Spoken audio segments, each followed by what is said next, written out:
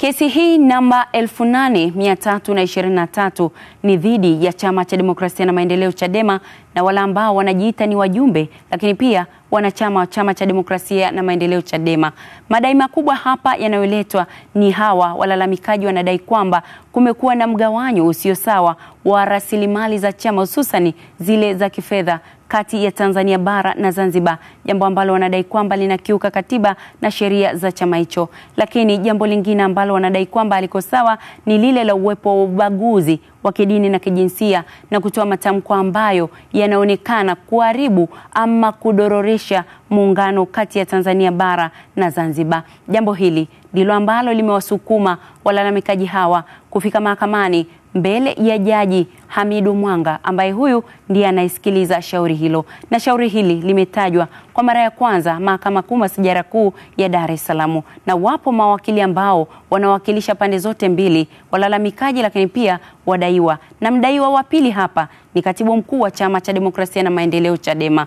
Na baada ya mawasilisho hayo, mahakama imeiambia upande wa Chama cha Demokrasia na Maendeleo Chadema kuhakikisha ndani ya siku 21 wanapeleka utetezi wao wa maandishi ili kuweza kujua kama yale ambayo yanalalamikiwa ni kweli ama sio kweli. Na baada ya hapo hatimaye wakapewa zile siku 21 ambazo wameziomba mahakama.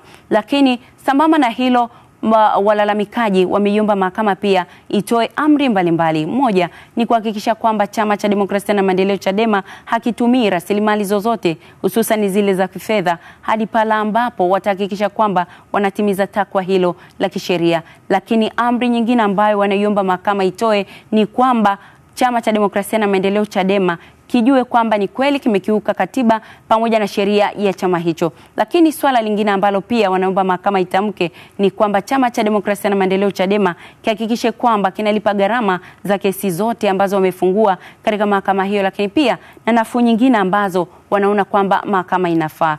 Baada ya mawasilisho yote hayo, Jaji Mwanga akairisha kesi hiyo hadi Mei 12 ya mwaka huu, ambapo pia ndipo Chama cha Demokrasia na Maendeleo Chadema kitawasilisha utetezi wake kwa maandishi. Upendo Michael, Azam News, Dar es Salaam.